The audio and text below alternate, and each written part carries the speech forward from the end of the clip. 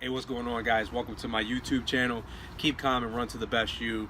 And in this series called Running, Intermittent Fasting, and Weight Loss, I'm chronicling my 29 days leading up to the April 14th half marathon in Atlantic City, New Jersey. Yesterday's training day. This is going to be a short video. I'm going to touch on how that 15-mile run went yesterday. And I'm going to just get right into it.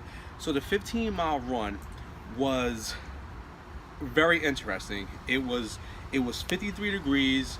It was warm. I just had a t-shirt on, some arm sleeves. This is like my wintertime gear because it's like misty out here today and a little chilly. So yesterday I dressed real light. I had just a t-shirt and the arm sleeves. The sun was out. It got hot and I was going at a nice pace for a while. Then I noticed, and what I want to share is I had the Nike app telling me when the mile was up, your time and your pace.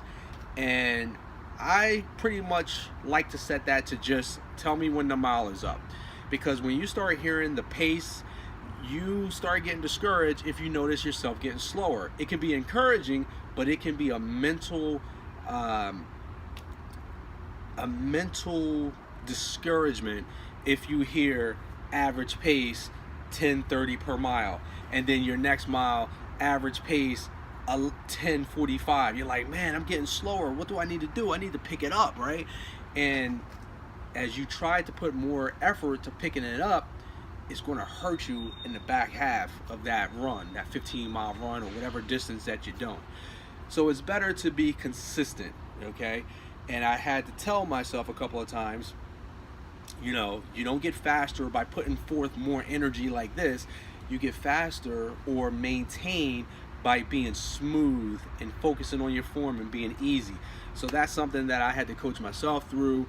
And the first 10, 11 miles, now let me tell you, another thing about gadgets, the watch died on me yesterday. For some reason, I went out to the run with 66%. Running 15 miles, that put me up to like almost 3 hours of running, and the battery didn't last. I was on pace for probably like 2 hours and 40 minutes at one point, and then that last 13, 14, and mile 15, it was just, I probably was dogging it. The watch died after 10 and a half, and that messed me up mentally. So another takeaway is get rid of some gadgets that you may not need to focus on. Sometimes we can be too high tech and they can actually discourage you and mess you up. I'm real into my data. I want to know. So that's me. I'm going to probably suffer with that for the rest of my life, but that doesn't mean you have to. Get yourself a regular watch. Don't get all fancy and then next thing you know, you get a text message on your watch. That's going to mess you up. You don't want to do that. Other takeaway that I got from yesterday's run was I do my intermittent fasting. Well, I started out the run with a 14-hour fast. I didn't realize it. I just had so much stuff to do. I couldn't wake up early in the morning to get the run in before my spiritual congregation met. So I woke up late, went to my spiritual congregation with my family, got my spirituality on. Then I went to the Atlantic City and just went right into the run. All I had was black coffee. Everything was good until miles 13, 14, and 15 when I started getting really hungry. Now by this time I'm like 16, almost 17 hours into the fast. Very hungry. Now my family got invited to dinner. So I had to rush back to my hometown in Galloway. Listen to me. I went to the nail salon and got a pedicure. First time I ever did that. It was amazing, but I had to rush through it. Instead of getting a whole half hour, I only got 20 minutes because I had to get home. But let me tell you something. I thought about it. I'm like, I really want to get a pedicure after I put all those miles on my feet. You know why? Because they're going to take care of you. You're sitting in a massage chair, realigning your body, getting that massage going. They're massaging your calf muscles. I feel amazing. Today, I can go run more. I'm telling you, I don't have any soreness in my legs. I'm a construction worker. I've been on my feet all day. I feel amazing when it came to that. Then I ran home, took a shower, and rushed in the car to go over to the family's house for dinner. And that's when everything just hit. I was exhausted. I was nauseous. I felt sick. And then I went into our friends' homes, and they had some, like, before dinner they had crackers and cheese. Now when I do my keeping it real, I try to go grain free, I try to go sugar, alcohol, soy and legumes free of those things, to make sure that my body is not having some kind of allergic reaction. Well, I knew going to my friend's house for dinner that I was going to come off of it. Okay, I was going to focus on trying to do it for 29 days leading up to the race, but this impromptu, hey, why don't you guys come over this weekend for dinner, I didn't want to say no because I'm on a special diet. So I said I'm going to go ahead and have whatever that they have. I'll have a little bit of dessert, I'll have a little bit.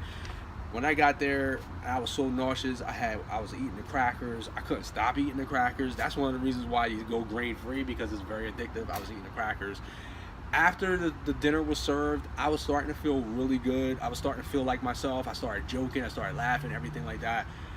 Then dessert came out, and I had one piece of cake, 2 pieces of cake. I mean, like, again, I ran 15 miles, fasted all that time up to there. Man, I let everybody get pieces of cake. It was a strawberry shortcake. It was like a little round one like this.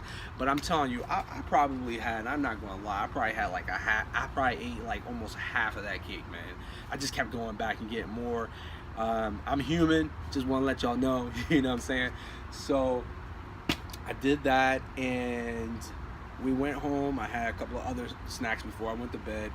And today, I feel like my throat's been a little scratchy, a little grainy. I'm not sure if it's from the food that I ate last night or just running outside with this change of climate.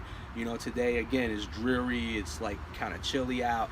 And yesterday it was like 53 degrees. You couldn't run with something like this on because you would have been sweating like crazy. So that's today's video. I hope you got a lot from my takeaways. Please, if you have any questions and you're looking, if running a 5K, half marathon, 10K, a marathon is on your bucket list, please reach out to me. Leave some thoughts in the comments of what you learned from my video today. If you have any words of encouragement to help me run my fastest half marathon on April 14th, I would lovely appreciate that as well. Visit runtothebestyou.com or reach out to me through coachtadrees@gmail.com. I love to be able to connect with you and help you with your goals. Have a good day, everybody.